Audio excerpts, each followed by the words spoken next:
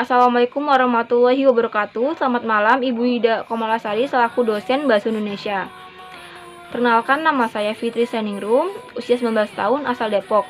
Saya dari Universitas Terbuka Fakultas Fisip Prodi Ilmu Administrasi Negara semester 1. Video ini dibuat untuk sesi 4. Dari pernyataan tersebut maka terbitlah diskusi sesi 4, yaitu buatlah sebuah gagasan dengan topik COVID-19 yang mengacu pada garis kerangka, lalu presentasikan.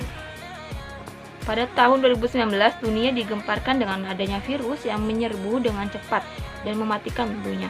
Akhirnya, Maret 2020, Indonesia menjadi salah satu negara yang terdampak virus tersebut, yaitu COVID-19. COVID-19 adalah penyakit akibat infeksi virus Severe Acute Respiratory Syndrome coronavirus.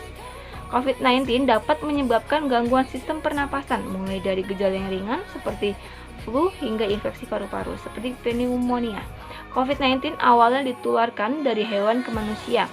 Setelah itu diketahui bahwa infeksi ini juga bisa menular dari manusia ke manusia. Penularannya bisa melalui cara-cara berikut. Yang pertama, tidak sengaja menghirup percikan ludah yang keluar saat penderita COVID-19 bersin atau batuk. Yang kedua, memegang mulut, hidung, atau mata tanpa mencuci tangan terlebih dahulu. Setelah itu menyentuh benda yang terkena penderita COVID-19, misal uang atau gagang pintu.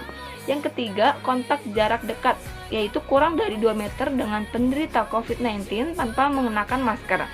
Yang keempat, penularan melalui udara ini juga bisa lebih mudah terjadi di tengah kerumunan orang, khususnya di dalam ruang tertutup. Contoh, dapat kasus-kasus COVID-19 di Indonesia, yaitu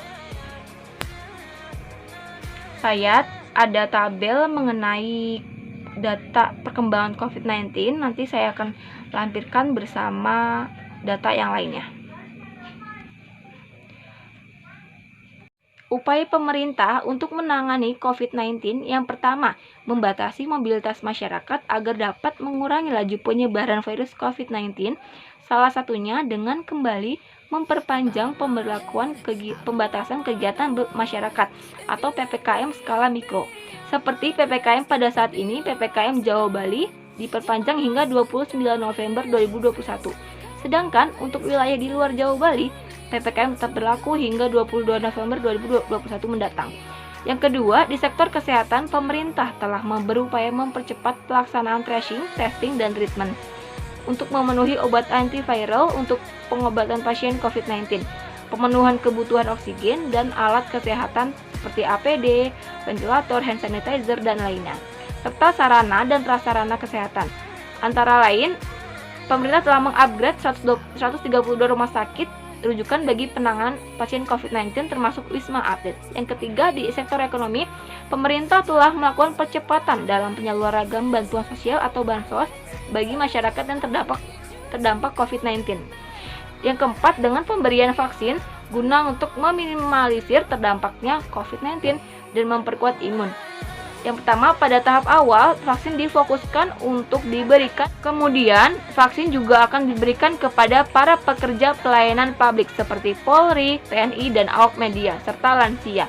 Selanjutnya, diberikan kepada masyarakat umum. Pada pelaksanaannya, terdapat 2 pilihan mekanisme pendaftaran bagi masyarakat lanjut usia. Pilihan pertama, vaksinisasi akan diselenggarakan di fasilitas kesehatan masyarakat, baik di puskesmas maupun rumah sakit milik pemerintah dan swasta, dan juga dapat mendaftar dengan mengunjungi website Kementerian Kesehatan dan website Komite Penanganan COVID-19. Di website tersebut akan tersedia link atau tautan dapat diklik oleh sasaran vaksinasi masyarakat, dan di dalamnya terdapat sejumlah pernyataan yang harus diisi. Dalam mengisi data tersebut, mungkin perlu meminta bantuan anggota keluarga lain atau kepala RT atau RW setempat. Yang kelima, pemerintah melalui Kementerian Pendidikan dan Kebudayaan atau Kemendikbud, serangkaian kebijakan dikeluarkan menyikapi perkembangan penyebaran COVID-19 sesuai Surat Edaran Nomor 4 Tahun 2020 tentang pelaksanaan kebijakan pendidikan dalam masa darurat penyebaran coronavirus atau COVID-19. Salah satu langkah yang tepat dalam situasi seperti ini adalah memanfaatkan teknologi jaringan dan teknologi informasi bagi pengembangan sistem pembelajaran di sekolah maupun di perguruan tinggi, yaitu dengan metode pembelajaran daring atau dalam jaringan atau online. Di era persaingan global yang ditandai dengan semakin pesatnya ilmu pengetahuan dan teknologi serta tuntutan persaingan yang semakin kompetitif, semakin mendorong dan menunjukkan pentingnya upaya peningkatan kualitas sumber bangsa melalui pendidikan. Sikap atau perilaku masyarakat dalam masa pandemi ini.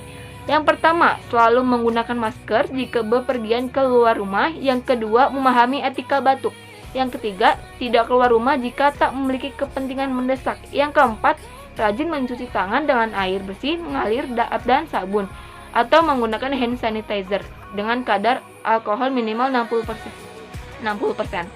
Yang kelima, tidak bertukar barang dengan orang lain di tempat kerja, misalnya membawa piring, gelas, dan sendok. Yang keenam, menjaga jarak dan menghindari kerumunan. Kesimpulannya bahwa COVID-19 ini adalah virus yang berbahaya dan mematikan bagi siapapun itu. Penularannya sangat dekat dengan kebiasaan yang sering kita lupakan, misal tidak mencuci tangan saat bersalaman dengan orang lain dan tidak memakai masker saat bepergian.